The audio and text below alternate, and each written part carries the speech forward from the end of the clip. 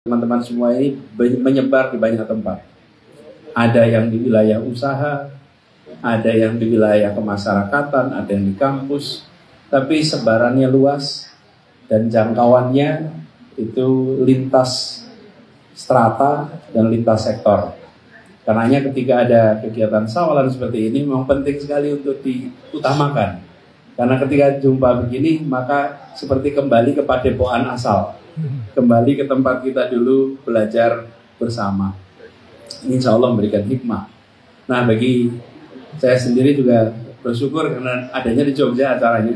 Jadi sekaligus pulang kampung, kesempatan untuk memperluas silaturahmi bersama dengan yang lain.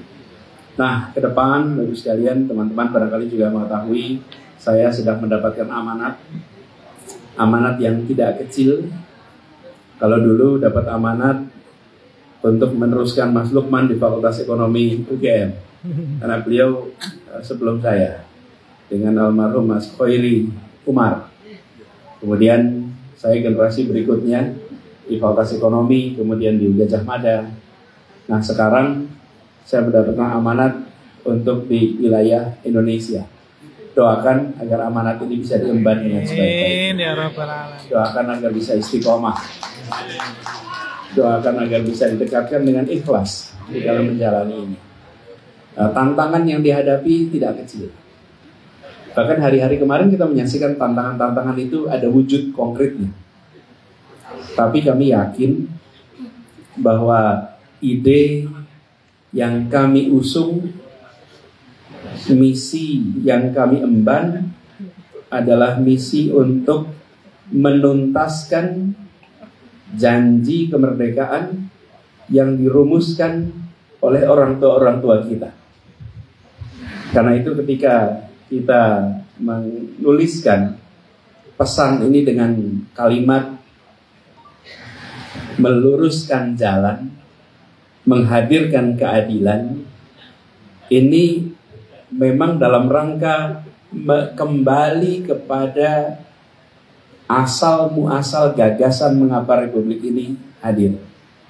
Jadi ketika kita mengatakan tunjukkan kami jalan yang lempang, jalan orang-orang sebelum kami, jadi konteks ini adalah jalan yang sudah dirumuskan oleh para pendiri Republik ini. Apa jalannya? Jalan yang mensejahterakan, jalan yang mencerdaskan, jalan yang melindungi, jalan yang memungkinkan berkiprah tingkat dunia untuk akhirnya menghadirkan keadilan sosial bagi seluruh rakyat Indonesia.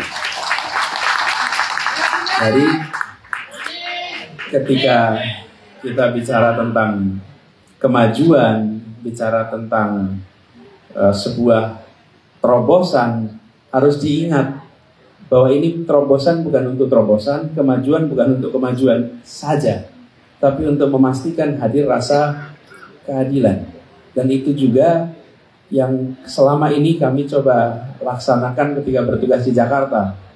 Pada saat kami bertugas di Jakarta, semua aspek pembangunan yang kita kerjakan itu disandingkan dengan kriteria apakah ini bisa menghadirkan rasa keadilan, apakah ini memenuhi kriteria melayani semua dengan prinsip kesetaraan.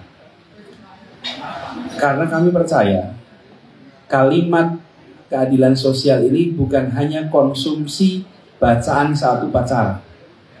Itu dibaca kalau upacara, tiap Senin anak-anak ini baca semua, karena di Pancasila.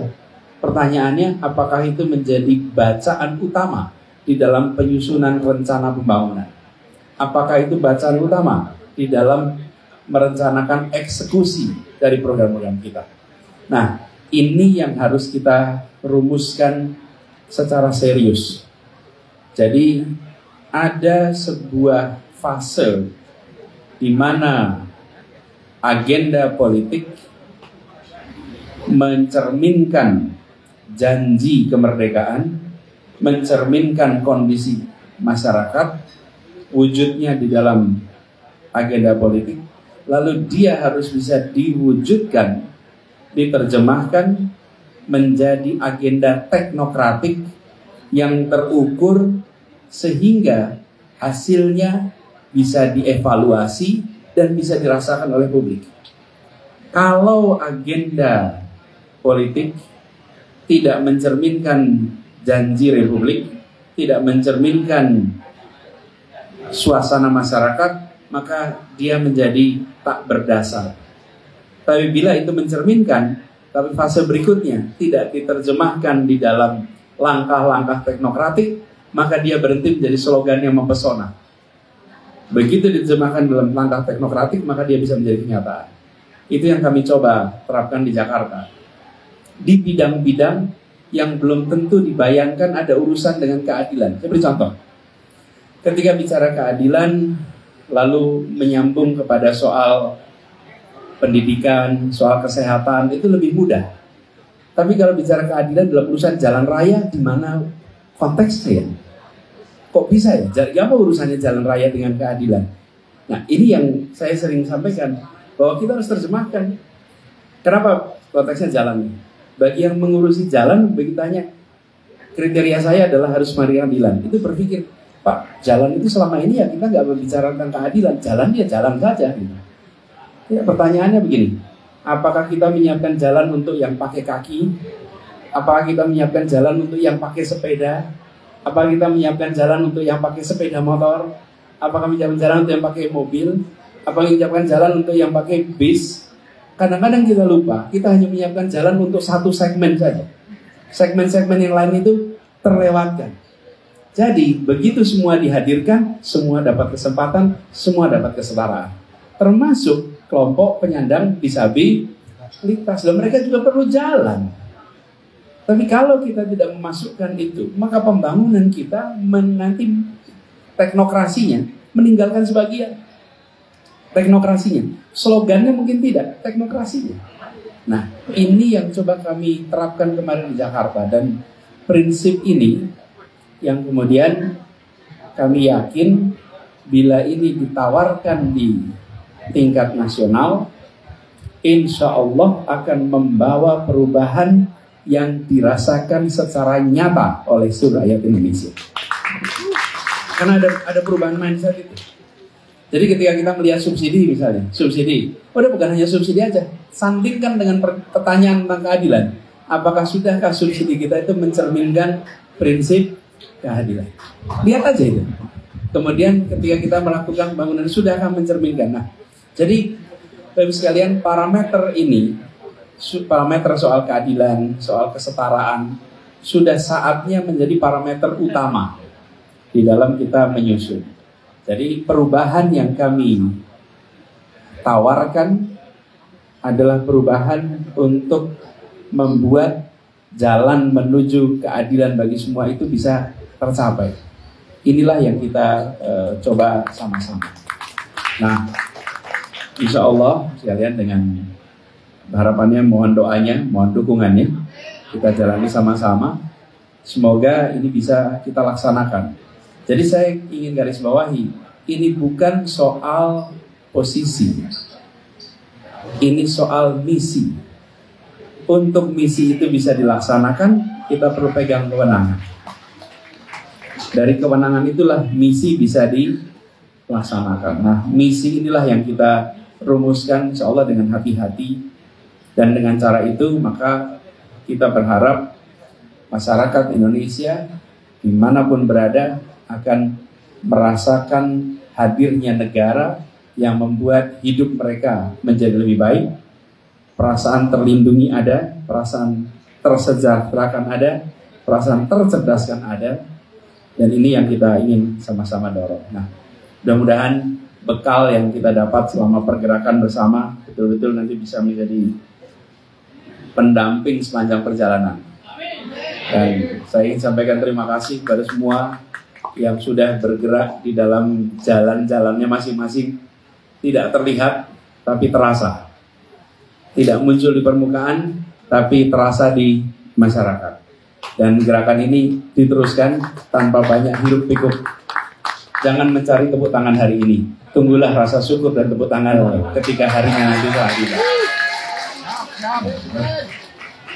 Ya, kadang-kadang ramainya sekarang, sepinya besok. Nah, sekarang kelihatan sepi nggak apa-apa.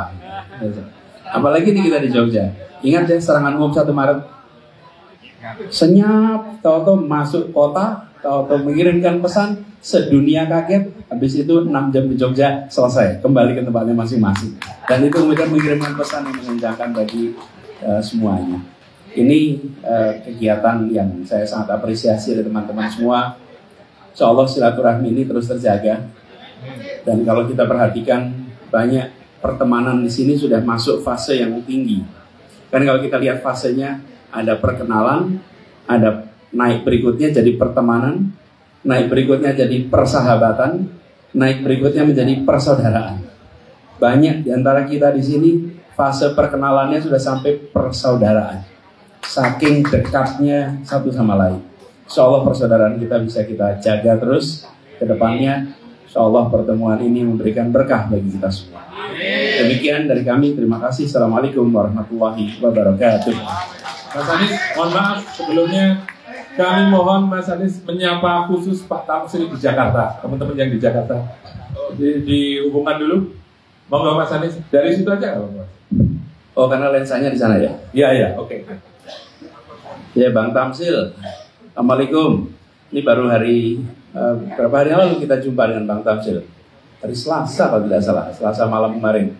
Salam buat Bang Tamsil, salam juga buat semuanya yang di Sumatera Utara, Sulawesi Selatan, Kepulauan Riau, Aceh, Papua Barat, Jabodetabek. Alhamdulillah walaupun virtual kita bisa tersambungkan. Doakan insya Allah bisa sampai ke semua wilayah yang tadi namanya disebut. Terima kasih. Terus tepuk tangan kali ini buat Mas Anies Baswedan.